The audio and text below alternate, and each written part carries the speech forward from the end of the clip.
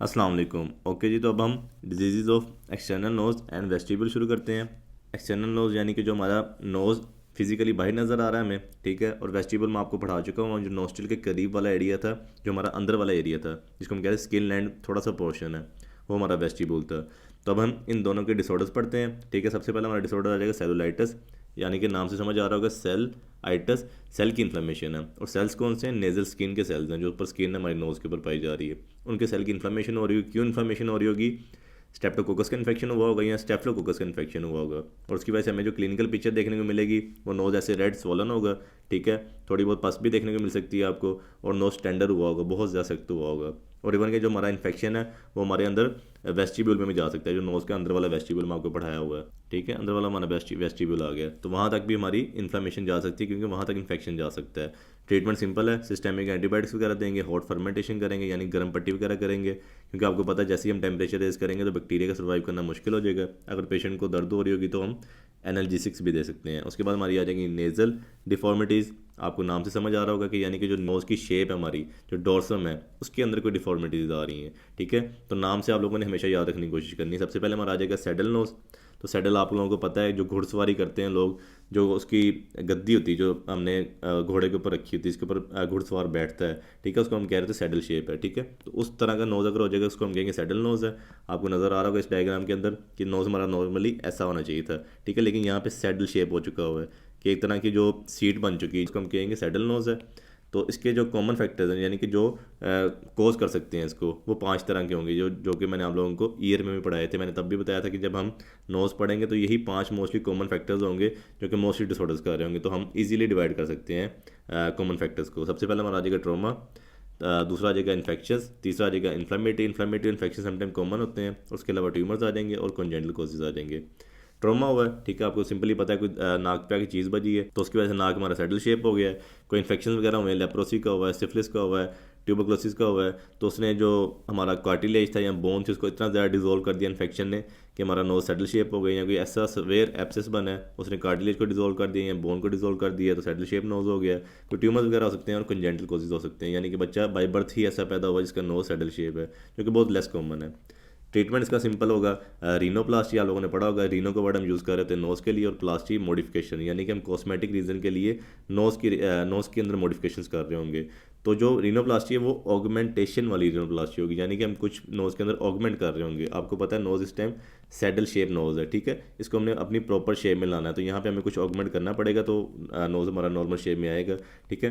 तो यहाँ पे हम हो सकता है कार्टिलेजिनियस पार्ट पे सैडल शेप आई हुई थी, वहाँ पे कोई डिप्रेशन आया हुआ, तो वहाँ पे हम कार्टिलेज को इंसर्ट करेंगे। तो कार्टिलेज हम बॉडी से कहाँ से ले सकते हैं? ऑरिकल से ले सकते हैं, जो हमारा पिन्ना है, कान का कार्टिलेज ले सकते हैं, या फिर नेजल सेप्टम का कार्टिलेज ले सकते हैं, यहाँ पे एक्स्ट्रा कार्टिलेज होगा, यानी कि वहाँ से लेके तो जहाँ पे डिप्रेशन है वहाँ पे डाल के तो नोज़ को एक प्रॉपर शेप में ले आएंगे, ठीक है। उसके अलावा बोन है, अगर बोन डिजोल्व हुई है तो बोन हम इलिक क्रस्ट की बोन लेके यूज़ कर सकते हैं। और उसके अलावा अगर हम बोन को नहीं यूज़ करना चाह रहे या कार्टिलेज को नहीं यूज़ करना चाह रहे तो सिंथेटिक मटेरियल्स भी हम यूज़ कर सकते हैं। उसमें सिलिकॉन आ जाएगी, टेफ्लॉन वगैरह आ जाएगा, लेकिन इनका ख़तरा होता है कि इनकी रिजेक्शन हो सकती है। तो ऐसे ही अगर हम ऑटोग्राफ को प्रेफर करते हैं, यानी कि जिस पेशेंट की सर्जरी कर रहे हैं उसका ही कार्टिलेज लेना प्रेफर करते हैं, उसकी ही बोन लेना प्रेफर करते हैं। एलोग्राफ्ट को भी नहीं हम प्रेफर करते। एलोग्राफ्ट होता है यानी कि डेड बॉडी से हमने कार्टिलेज ले लिए, बोन ले ली, क्योंकि उसका भी ज़रा खतरा होता है कि हमारी रिजेक्शन हो सकती है, तो हम ऑटोग्राफ्ट को ही ज़्यादा प्रेफर करते हैं। उसके बाद नेक्स्ट आ जाएगा हमारा हम्प नोज़। आपको नाम से समझ आ रहा होगा कि नाक के ऊपर कोई हम्प बन रहा है, कोई उभार बन रहा है, ठीक है। नॉर्मली आपको डायग्राम में नज़र आ रहा हो कि नोज़ ऐसा होना चाहिए था, लेकिन उसके ऊपर एक हम्प देखने को मिल रहा है, हम कहेंगे ये हम्प नोज़ है। हम्प क्या होगा? नॉर्मली नीचे से बोन की ओवर ग्रोथ हो सकती है, या फिर कार्टिलेज की ओवर ग्रोथ हो सकती है, या कोई एक्स्ट्रा मटीरियल ट्यूमर वगैरह प्रेजेंट हो सकता है, जो कि हमारे नोज़ को इस शेप में ले आएगा। तो उसका ट्रीटमेंट सिंपल है। अब हम जो सी रीनोप्लास्टी करेंगे वो होगी रिडक्शन रीनोप्लास्टी, यानी कि अब कोई हम्प है, कुछ एक्स्ट्रा मटीरियल प्रेजेंट है, उसको हम रिड्यूस कर रहे हैं। सिंपली हम जाएंगे जो वेस्टिब्यूल वाली स्किन है ना, अंदर वाली साइड से नोज़ की, वहाँ पे हम कट देंगे स्किन को, सारी की सारी स्किन को खेड़ लेंगे नोज़ से, ठीक है। स्किन को उतारने के बाद नीचे हमें हम्प नज़र आ जाएगा, वो बोनी ओवर ग्रोथ होगी, कार्टिलेजिनियस ओवर ग्रोथ होगी, उसको हम काट देंगे। यहाँ से काटने के बाद जो दोबारा स्किन है उसको दोबारा इम्प्लेस करेंगे, और जो अंदर अंदर वाली स्किन है, जो हमारी वेस्टिब्यूल वाली स्किन है, वहाँ पे जाके इंसीजन दे देंगे। बाहर हम इस वजह से इंसीजन नहीं दे रहे होते, आपको पता है, यहाँ अगर हम यहाँ पे इंसीजन देते हैं, यहाँ पे इंसीजन देने के बाद हम हमको रिमूव करते हैं, तो आपको पता है जब हम स्टिचेस करेंगे तो वो निशान वहाँ पे रह जाएगा। तो कॉस्मेटिक रीज़न के लिए नॉर्मली हम अंदर से ही जा रहे होते हैं। तो आपको एक और चीज़ पता होनी चाहिए, जो मैंने आपको बताया कि जो हमारा बन रही है ओवर ग्रोथ बन रही है, वो बोन की ओवर ग्रोथ हो सकती है, ठीक है, कार्टिलेज की ओवर ग्रोथ हो सकती है। अगर इन दोनों की ओवर ग्रोथ है, जब उसको हम रिमूव कर रहे हैं, ठीक है, तो साथ में हमारा बोन का भी थोड़ा सा पार्ट रिमूव हो जाएगा या कार्टिलेज का पार्ट भी थोड़ा सा रिमूव हो जाएगा। अगर वो दोनों पार्ट रिमूव होंगे तो वहाँ पे अंदर आपको एक डिप्रेशन देखने को मिलेगा। जब हमको रिमूव कर दिया ऊपर स्किन को प्लेस करेंगे तो अंदर एक डिप्रेशन हो जाएगा, क्योंकि आपको पता है हमने वहाँ से थोड़ा सा पार्ट रिमूव किया, बोन का भी या कार्टिलेज का भी। तो उस रीज़न के लिए ना हम सेंटर से बोन को काट देते हैं, यानी कि इतनी बोन जो है ना, ये कार्टिलेज है, इसको हम काट देते हैं, ठीक है। जो हमारे सेंटर वाले एल हैं या फिर जो हमारे पर हैं, नोज़ के पर हैं या नोज़ की लेटरल वॉल है, उसको हम वहीं पर रहने देंगे, ठीक है। सेंटर में से हमने नोज़ को काट दिया जहाँ पे हमारा जो हम्प बना हुआ था, ठीक है, जो नोज़ की वॉल है या फिर जो हमारे कार्टिलेज है, उसको हम काटेंगे। अब जो हमने साइडों वाले एला छोड़े थे, साइडों वाले पर छोड़े थे नोज़ के, वो हम दोबारा आपस में उनको ज्वाइन कर देंगे, ठीक है। यानी कि सेंटर वाला बोन का पार्ट हमने काट दिए और साइडों को हमने दोबारा ज्वाइन कर दिया। ये वाली जो साइडें थी ना, ठीक है, इनको हमने दोबारा आपस में ज्वाइन कर दिया। तो ऐसे हमारा नोज़ का बिल्कुल प्यारा सा एक डोसम बन जाएगा, दोबारा से एक नोकदार नोज़ बन जाएगा। नेक्स्ट हम चलते हैं अब क्रुक्ड और अ डेविएटेड नोज़। हम और अ वर्ड का नहीं यूज़ करेंगे, यहाँ पे हम एंड वर्ड यूज़ करेंगे, क्योंकि क्रुक्ड अलग कंडीशन है, डेविएटेड नोज़ अलग कंडीशन है। क्रुक्ड नोज़ ये होता है कि हमारा जो नोज़ है ना, जिसका डोर्सम है सामने जो मिड लाइन है, वो सी शेप्ड हो जाए, ठीक है, या फिर एस शेप्ड हो जाए, उसको हम कहेंगे क्रुक्ड नोज़ है। लेकिन जो डेविएटेड नोज़ होगा ना, वो हमारा जो नोज़ बिल्कुल स्ट्रेट जा रहा होगा, लेकिन वो डेविएट हो चुका होगा लेफ्ट साइड पे या राइट साइड पे, यानी कि इतना डेविएट हो चुका होगा, या फिर इस साइड पे इतना डेविएट हो सकता है। जो हमारा, आपको दोबारा बता देता हूँ, जो हमारा क्रुक्ड नोज़ है उसमें एस शेप बन रहा होगा या फिर सी शेप नोज़ बन रहा होगा, लेकिन जो डेविएटेड नोज़ है वो लेफ्ट साइड पे डेविएट हो जाता है या राइट साइड पे डेविएट हो जाता है। इसका जो मोस्टली कोज होता है ना, वो ट्रॉमा ही होता है। एक कोई केस मैंने अपनी लाइफ में भी देखा होगा, जो हमसायों का बच्चा था, बेचारा साइकिल चला रहा था, जाता जाता ऐसी दीवार में बजा, तो उसका जब नोज़ टकराया दीवार के साथ, तो उसका ना जो नोज़ था वो क्रुक्ड शेप हो गया, सी शेप में चला गया, तो अभी तक ऐसे कैसे ही है। तो मोस्टली इसका ट्रोमेटिक कोज ही होगा, ठीक है। ट्रीटमेंट सिंपल है इसका, रीनोप्लास्टी करेंगे, यानी कि नोज़ की हम मॉडिफिकेशंस करेंगे, ठीक है। नोज़ की जो मिड लाइन है उसको सीधा करना है। उसके अलावा एक वर्ड यूज़ करते हैं सेप्टो रीनोप्लास्टी, यानी कि ऐसे पेशेंट जिनके अंदर जो नोज़ के अंदर ऑब्स्ट्रक्शन हो जाए। आपको पता है नोज़ टेढ़ा हो रहा है, तो अंदर जो हमारे, आपको पता है मेडिसीज हैं, हम सारा का सारा मैं आपको नोट में पढ़ाई, मेडिसीज हैं, कोंका वगैरह हैं, ठीक है। अगर वो भी अंदर डिस्टर्ब हो चुके हैं, उन्होंने अंदर को नोज़ को जो है ऑब्स्ट्रक्ट कर दिया हुआ है, तो हम अंदर सेप्टम को भी सारे के सारे को ठीक करेंगे, सारा का सारा सेप्टम भी ठीक करना है, ठीक है, ताकि जो हमारे सुराख हैं दोनों नोज़ के वो बिल्कुल ठीक हो सकें, पेशेंट सांस भी ले सके। तो इसमें आपको समझ आ रहा होगा कि सेप्टो रीनोप्लास्टी, नोज़ को भी ठीक कर रहे हैं, सेप्टम को भी ठीक कर रहे हैं। उसके बाद हम चलते हैं ट्यूमर्स की तरफ। एक्सटर्नल नोज़ के 3 तरह के ट्यूमर्स होंगे, कंजेंटल ट्यूमर्स होंगे, बिनाइन ट्यूमर्स होंगे, मैलिग्नेंट ट्यूमर्स होंगे। जो कंजेंटल ट्यूमर्स हैं वो भी 3 तरह के होते हैं। सबसे पहले कंजेंटल ट्यूमर्स पढ़ लेते हैं। जो 3 तरह के ट्यूमर है उसमें सबसे पहले आ जाएगा डर्मोइड सिस्ट, ठीक है। आपको नाम से समझ आ रहा होगा कि डर्मोइड यानी कि जो डर्मस लेयर ऑफ स्किन है उसके नीचे कोई सिस्ट बन रही है, और सिस्ट आप लोगों ने पढ़ा हुआ है कि एक गोल सा स्ट्रक्चर होता है, ठीक है। इसको हम कहते हैं कलेक्शन ऑफ फ्लूइड है। जो कलेक्शन ऑफ फ्लूइड है वो बेसिकली हमारे हैं ही सेल्स हैं जो ट्यूमर सेल्स हैं, ठीक है। तो कलेक्शन ऑफ ट्यूमर सेल्स, मतलब पतली सी कलेक्शन ऑफ ट्यूमर सेल्स है, जो फ्लूइड की कलेक्शन है बीनीथ द स्किन, ठीक है, स्किन के नीचे, उसको हम कह रहे हैं डर्मोइड सिस्ट है। जो डर्मोइड सिस्ट है वो भी 2 तरह की पाई जाती है, एक सिंपल डर्मोइड होती है, एक डर्मोइड विद द साइनस होती है। जो सिंपल डर्मोइड होती है, सिंपल होगी, यानी कि ये अगर हमारी स्किन है तो इसके नीचे हमारी सिस्ट पाई जाएगी, ठीक है, उसको हम कहेंगे ये हमारी सिंपल डर्मोइड है। जो डर्मोइड विद द साइनस है, साइनस यानी कि एक रास्ता बन रहा होगा, जो डर्मोइड सिस्ट है वो कहीं पीछे बन रही होगी नोज़ के अंदर, जो उसका रास्ता है, जो उसकी ट्यूब है, वो आगे हमारे नोज़ के ऊपर ओपन हो रही होगी, यानी कि ऐसी हमें नोज़ के ऊपर ओपनिंग देखने को मिलेगी। ये हमारा साइनस की ओपनिंग है, ठीक है। जो अब सिस्ट बन रही है वो मैं आपको बताता हूँ कि कहाँ में बन रही होगी। ये हमारी ओपनिंग आ गई, ठीक है। सिस्ट मैं आपको समझाता हूँ। ये हमारी आ गई सिंपल डर्मोइड, ठीक है, डर्मोइड सिस्ट, ठीक है, ऊपर हमारी स्किन आ गई है, ठीक है, ये सिंपल है। अब जो हमारी डर्मोइड विद द साइनस है, ये हमारी सिस्ट पीछे बनी है, ये हमारी मिसाल के तौर पे नेजल बोन है, ये हमारी पीछे डर्मोइड सिस्ट है जिसको हम कह रहे हैं। ये आगे हमारा साइनस जा रहा है जिसकी ओपनिंग हो रही है हमारे नोज़ के ऊपर। ये वाला जो हमारा डर्मोइड सिस्ट है ये हमारा है नेजल बोन के पीछे, ठीक है। कुछ केसेस के अंदर होता है, आपको मैंने पढ़ाया था कि हमारी क्रिब्रिफॉर्म प्लेट है, ठीक है।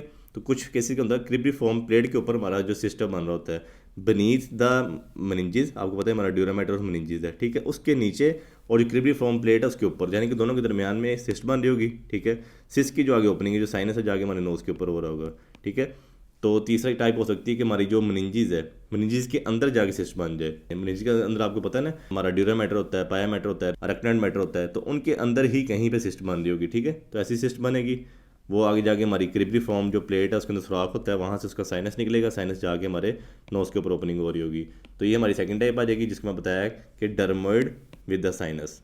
अच्छा, फिर कुछ केसेस के अंदर देखा गया जो हमारा नोज़ की ओपनिंग बन रही है, जो मैं बताया साइनस की ओपनिंग बन रही है, इसके ऊपर बाल भी देखा जाता है, एक हेयर भी प्रेजेंट होता है। और जो हमारे केसेस बन रहे हैं ना, जो ब्रेन को इन्वॉल्व कर रहे हैं, या फिर आप कह लो मेनिंजेस को इन्वॉल्व कर रहे हैं, ये वाले केसेस, ठीक है। इनमें खतरा होता है कि हमारा मेनिंजाइटिस भी हो सकता है, यानी कि हमारी मेनिंजेस के अंदर इन्फेक्शन भी जा सकता है। उसके बाद ट्रीटमेंट सिंपल है, ठीक है। अगर हमारा नोज़ के पीछे बन रहा है, ये नेज़ल बोन के पीछे मैंने बताया ना कि हमारा सिस्ट बन रहा है, ठीक है, तो उसके अंदर हम नेज़ल बोन को स्प्लिट करेंगे, नेज़ल बोन को काटेंगे, पीछे स्प्लिट को रिमूव करेंगे, साथ में हम साइनस को भी रिमूव कर देंगे, उसकी साइनस की ओपनिंग होगी उसको हम स्टिच कर देंगे। उसके बाद अगर हमारा जो आपको बताया सिस्ट पीछे चला गया हो, सिंपल वाला तो हम ऐसे रिमूव कर लेंगे, यहाँ पे स्किन को काट देंगे और नीचे सिस्ट को निकाल लेंगे। अगर हमारा ब्रेन तक चला गया हुआ है तो यहाँ पे हम दो तरह की अप्रोचेस कर रहे होंगे, यहाँ पे हम दो तरह की अप्रोचेस कर रहे होंगे।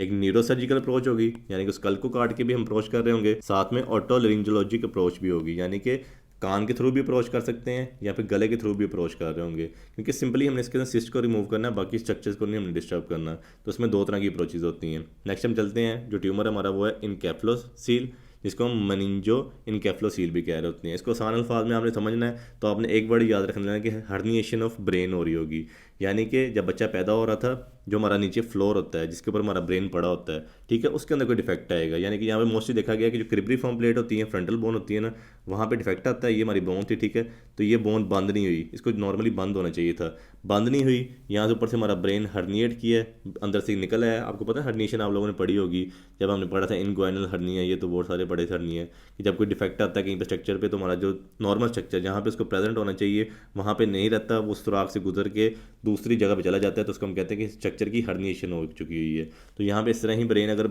हमारा बोन का डिफेक्ट है, ठीक है, बोन का यहाँ पे डिफेक्ट है, तो हमारा ब्रेन हर्निएट करके बाहर आ चुका हुआ है। तो हर्निएट हो के वहाँ से हमारे नोज़ के ऊपर एक पल्सटाइल मैस देखने को मिलेगा ऐसा, ठीक है, जिसको हम दबाएंगे तो वो दब जाएगा, मतलब नरम सा मैस होगा ना। आपको पता है जो हमारा ब्रेन है वो एक सॉफ्ट टिश्यू है, तो इस तरह ना पल्सटाइल मैस देखने को मिलेगा नोज़ के ऊपर, उसको हम कहेंगे इनकेफ्लोसील। आपने वर्ड पढ़ा होगा कि इनकेफ्लो यूज़ कर रहे होते हैं, जैसे इनकेफ्लाइटिस कह रहे थे ब्रेन के लिए, हम इनकेफ्लो वर्ड यूज़ कर रहे होते हैं। तो उसको हम मनिंजो इनकेफ्लोसील भी कह सकते हैं, यानी कि मनिंजिस भी साथ में आ गई, ब्रेन भी साथ में आ गया हुआ है, साथ में मनिंजिस भी आ चुकी हैं, तो उसको हम मनिंजो इनकेफ्लोसील भी कह सकते हैं, इनकेफ्लोसील भी कह सकते हैं, ठीक है। फिर इसकी तीन तरह की वैराइटीज़ होती हैं। एक वैरायटी होती है इसको हम कह रहे होते हैं कि हमारा नेज़ोफ्रंटल है, यानी कि जो हमारा मिड लाइन है, जो नोज़ की मिड लाइन है उसके ऊपर पाया जा रहा है ट्यूमर, ठीक है, इसको हम कहेंगे नेज़ोफ्रंटल है। फिर दूसरा होगा हमारा नेज़ो इथमॉइडल वैरायटी, जिसको हम कहेंगे हमारी जो लेटल वाल है नोज़ की, जहाँ पे इथमॉइड बोन प्रेजेंट होती है नोज़ की, ठीक है, वहाँ पे प्रेजेंट है ट्यूमर। या फिर एक हमारी थर्ड वैरायटी होती है, इसको हम नेज़ो ऑर्बिटल कह रहे होते हैं, यानी कि हमारी नोज़ के ऊपर भी प्रेजेंट है और हमारे ऑर्बिट के करीब भी प्रेजेंट है, यहाँ पे प्रेजेंट होगा ट्यूमर, उसको हम कहेंगे नेज़ो ऑर्बिटल वैरायटी है। और ये नोज़ पे जो स्वेलिंग देखने को मिल रही है ना, ये कफ इम्पल्स भी शो कर रही है। कफ इम्पल्स आप लोगों ने पढ़ा होगा जब हमने इनग्वाइनल हर्निया पढ़ा था, यानी कि जब हम उसके जो स्वेलिंग है, स्वेलिंग के ऊपर हाथ रखते हैं, साथ पेशेंट को बोलते हैं कि आपने कफ करनी है, जब वो कफ करते हैं ना, जो स्वेलिंग होती है वो और ज़्यादा स्वेल हो रही होती है, क्योंकि आपको पता है प्रेशर क्रिएट हो रहा था बॉडी के अंदर, तो स्वेलिंग और ज़्यादा मतलब ना स्वेल हो रही होती है। तो यहाँ पे जो हमारी स्वेलिंग बन रही है नोज़ के ऊपर, जब पेशेंट कफ करेगा ना तो और ज़्यादा फूल जाएगी। और उसके अलावा हमें रिड्यूसेबल, यानी कि मैं बता चुका हूँ सॉफ्ट टिश्यू है, हमारा ब्रेन सॉफ्ट टिश्यू है, जब इसको हम दबाएंगे तो ये अंदर की तरफ चली जाएगी स्वेलिंग। उसके बाद इसका ट्रीटमेंट है सिंपल है, न्यूरो सर्जिकल ट्रीटमेंट है। हमने सिंपली अप्रोच करना है। जो स्टाक बन रहा है, ये हमारा स्टाक है ना, एक तरह का स्टाक ही बन रहा हुआ है, ये हमारा स्टाक आ गया सारा का सारा, तो आगे सारा का सारा ये सॉफ्ट टिश्यू है, तो हम ये स्टाक को ईजिली काटेंगे, ठीक है, सिंपली स्टाक को काटना है, ठीक है। उसके बाद बोन का जो डिफेक्ट है उसको हमने रिपेयर कर देना है ताकि दोबारा ब्रेन हर्निएट ना हो। सिंपल ये हमारा ट्रीटमेंट हो गया। उसके बाद हम चलते हैं ग्लाइयोमा की तरफ, जो कि हमारा लास्ट ट्यूमर है, जो कि कंजेनिटल ट्यूमर्स पढ़ रहे हैं। ग्लाइयोमा भी ना सिंपली हमारा जो है इनकेफ्लोसील ही है, लेकिन इनकेफ्लोसील के अंदर मैं आपको बता चुका हूँ ऊपर से स्टाक बन रहा है, यानी कि हमारा ब्रेन कनेक्टेड है इस टाइम। ये जो पार्ट नीचे सॉफ्ट टिश्यू आया है ये हमारा ऊपर ब्रेन के साथ कनेक्टेड है, लेकिन जो हमारा ग्लाइयोमा होगा ना इसके अंदर कनेक्टेड नहीं होगा। इसमें इस तरह होता है कि जब बच्चा पैदा हो रहा था, एम्ब्रियोजेनिक स्टेज के ऊपर था, तो छोटा सा इस तरह ट्यूमर टूट के आया ऊपर से, मतलब ब्रेन का पार्ट ही टूट के आया है, लेकिन उसने पीछे स्टाक नहीं बनाया। पीछे हमारी बोन दोबारा जो बोन, यहाँ पे बोन डिफेक्ट था, लेकिन ग्लाइयोमा के अंदर बोन डिफेक्ट नहीं होगा, बोन रिपेयर हो जाएगी, ठीक है। तो वो जो बोन रिपेयर होगी, थोड़ा सा जो पार्ट नीचे आया होगा, मतलब हो सकता है कि जब बच्चा पैदा हो रहा था पहले बोनी डिफेक्ट बना है, ठीक है, थोड़ा सा ब्रेन बाहर निकला है, हर्निएट हुआ है, उसके बाद बोनी डिफेक्ट दोबारा से ठीक हो गया, उसने स्टाक को खुद ब खुद ही काट दी है, ठीक है। जो स्वेलिंग थी ना, जो छोटा सा हमारा पोर्शन में आपको बताना सॉफ्ट टिश्यू है, वो वैसे का वैसे ही नीचे आ जाएगा। तो नीचे आएगा, पीछे हमें कोई स्टाक देखने को नहीं मिलेगा, उसको हम कहेंगे ग्लाइयोमा है, ठीक है। ग्लाइयोमा तीन तरह के होते हैं, एक्स्ट्रा नेजल हो सकते हैं, यानी कि हमें सामने नोज़ पे देखने को मिलेंगे, स्किन के नीचे होंगे, ठीक है, 60% केसेस के एक्स्ट्रा नेजल होते हैं। और फिर इंटरनेजल भी हो सकते हैं, यानी कि हमारे कोंका के करीब हो सकते हैं, मेटिसिस के ऊपर हो सकते हैं, अंदर वाले नोज़ के ऊपर होंगे, वो 30% केसेस के अंदर होते हैं। और बोथ भी हो सकते हैं, यानी कि इंटरनेजल भी होंगे, साथ में एक्स्ट्रा नेजल भी होंगे, अंदर भी प्रेजेंट होंगे और बाहर भी प्रेजेंट होंगे। तो जो बाहर वाले एक्स्ट्रा नेजल है उनको इजीली हम रिमूव कर सकते हैं, यानी कि हमने स्किन को रिमूव करना है। तो आपको बताया ग्लाइयोमा सिर्फ एक छोटा सा मैस ही है, सॉफ्ट मैस ही है, जो हमारा ब्रेन का हिस्सा ही है, जिसको हम आसान अल्फाज में कह रहे हैं निप्ड ऑफ पोर्शन ऑफ इनकेफ्लोसील, यानी कि जो इनकेफ्लोसील ही बन रहा था ना वो उसका पार्ट टूट के हमारा नीचे आ चुका हुआ है, इनकेफ्लोसील बना नहीं है, हमारा जो बोनी डिफेक्ट था वो रिपेयर हो गया हुआ है। ठीक है, that's all for the congenital tumours. इंशाल्लाह नेक्स्ट वीडियो में हम बिनाइन ट्यूमर्स और मैलिग्नेंट ट्यूमर्स पढ़ते हैं।